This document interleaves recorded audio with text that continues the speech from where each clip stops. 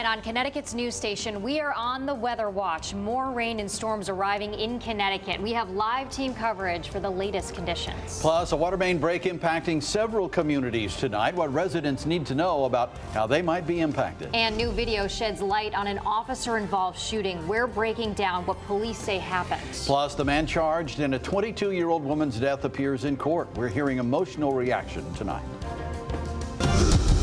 Now at 6, this is Fox 61, Connecticut's news station.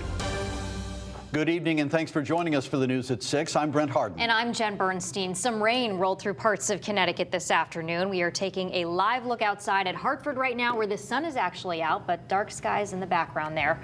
We want to check in with Chief Meteorologist Rachel Frank for a check on the forecast. Rachel. Good news. It looks like the worst is over. Here's a look at the radar over the last 5 hours or so. You could see those showers and storms coming through. In some areas got locally heavy rain. Bridgeport ended up picking up a quick inch of rain over a relatively short period of time. But luckily, these storms moved. They didn't stall in any one given town, and that helped reduce any risk for flash flooding, which we think the threat for is over at this point. Thank goodness. Let's take a look at where that rain is located right now. Just some lighter showers here in southeastern Connecticut, across New London County, Griswold, up through Plainfield, seeing a locally moderate downpour, and that continues right up 395. Nothing to worry about here, just some rain, although of course we still don't need any rain at all in this weather setup. There is a thunderstorm that we're watching to the west of us. Right now it looks like it's kind of stationary. It's not making a lot of progress closer to us, so most of the additional activity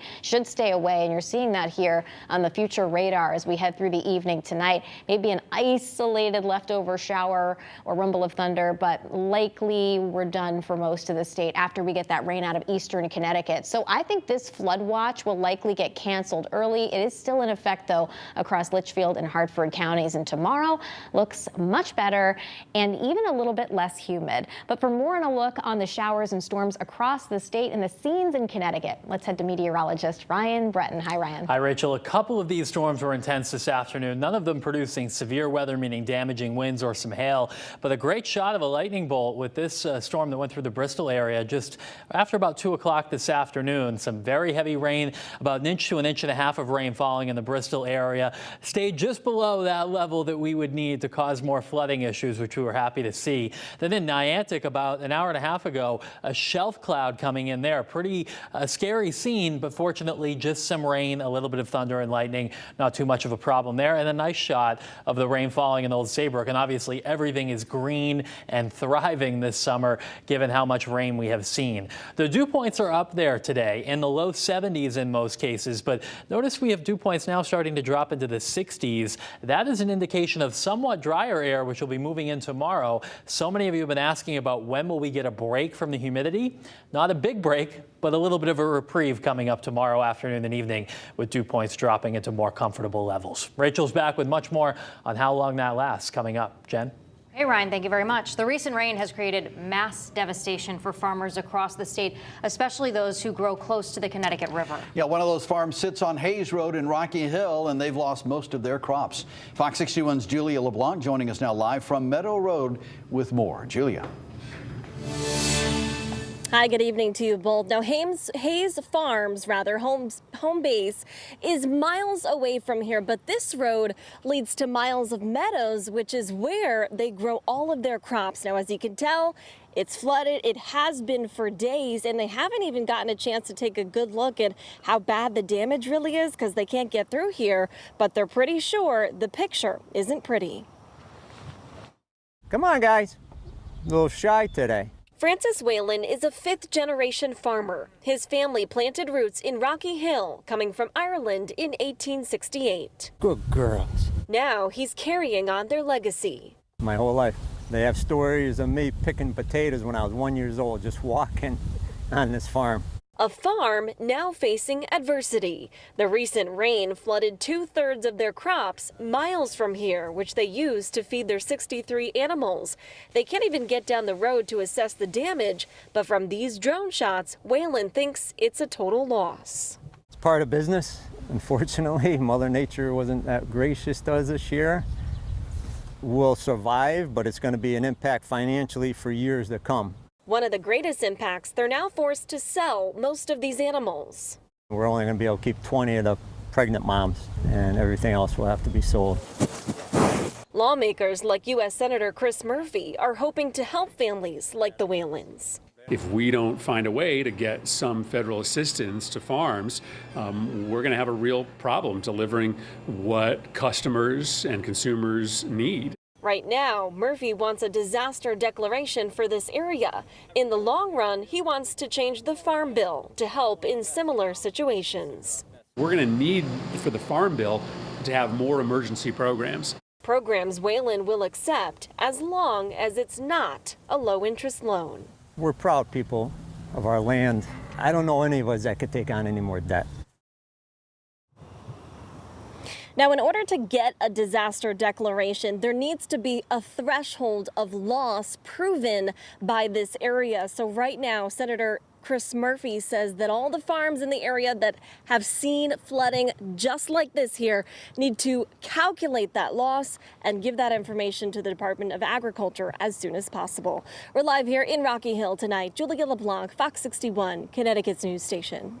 Hi, Julia, thank you. Good luck to all of them. Hopefully there is help available. All right, we have some breaking news now just into the newsroom from the State Office of Higher Education regarding the sudden closure of Stone Academy. The state has begun releasing the audit results for more than 800 former Stone Academy students. Officials say they did this in an effort to protect the integrity of those programs and their health and the health of their patients, as well as provide students with an accurate record of their training. These audit results will help students take their next step towards continuing their education in the medical profession after the Connecticut-based school closed suddenly earlier this year.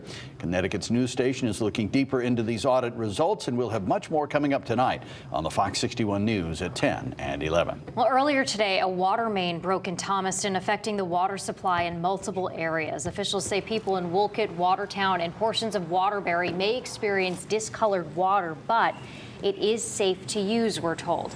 They also advise people to limit water use during this disruption, like the running of the dishwasher or the washing machine. It is scheduled to be repaired tomorrow morning, costing over $76,000.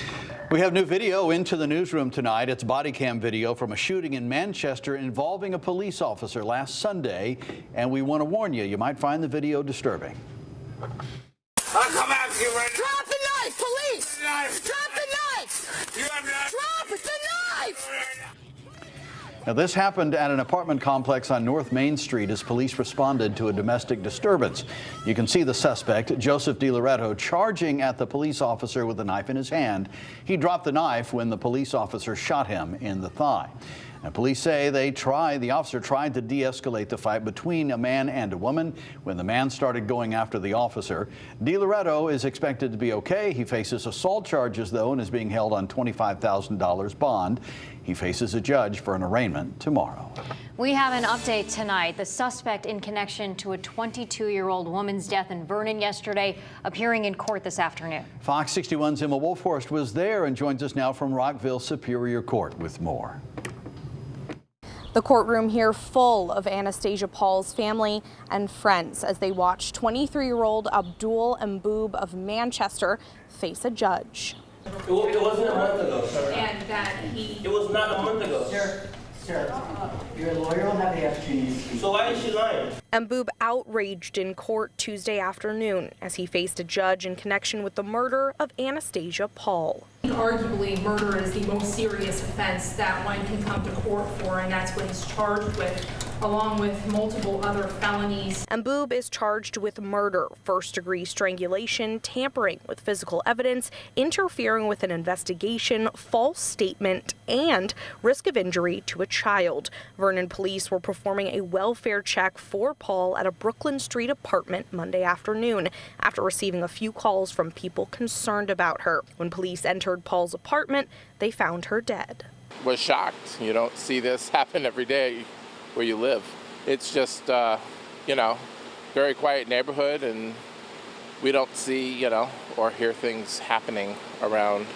The official cause of death has not yet been released, and it's unclear how Mboob knew Paul or what the extent of their relationship was. Mboob's record dates back to 2019, with one case pending for breach of peace and previous convictions for third-degree assault and violation of a protective order. He has a long history, considering his relatively young age, for domestic violence offenses. The victim in this case was the victim in those prior domestic-related incidents. The judge set Mboob's bond at $5 million. Police say there is no threat to the public here, but they are still actively investigating this case. Mboob is due back in court on August 11th. Reporting in Vernon, Emma Wolforst, Fox 61, Connecticut's news station. Emma, thank you. A Hartford man, no stranger to facing judges on domestic violence charges, is being held on a $3 million bond after police say he shot his girlfriend to death and pistol whipped her son last night in Hartford's North End. Fox 61's Samaya Hernandez was in court for the arraignment and joins us from Hartford Superior Court with the very latest. Samaya. Hartford police say Lance Logan was violating a protective order against someone else when he used a sawed-off shotgun to kill his current girlfriend and pistol whip her adult son. Officers called to Oakland Terrace were met by a bruised and bloody man on the porch. With lacerations to his head, saying that his mother had just been shot. Police say Carolyn Williams was shot to death by her 63-year-old boyfriend, Lance Logan. It's unfortunate. The whole incident reportedly heard by dispatchers who were on the phone with Williams. Williams heard saying, quote, "He hit me again," and has a sawed-off shotgun, and stop it, he has a weapon. A single gunshot is heard.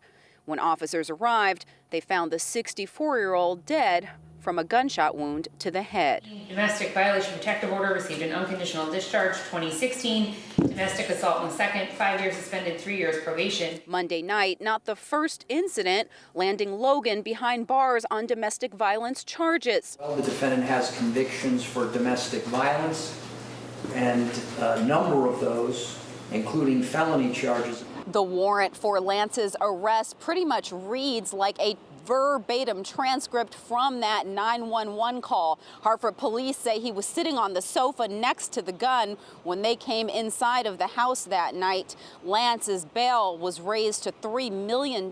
He'll be back in court in 3 weeks.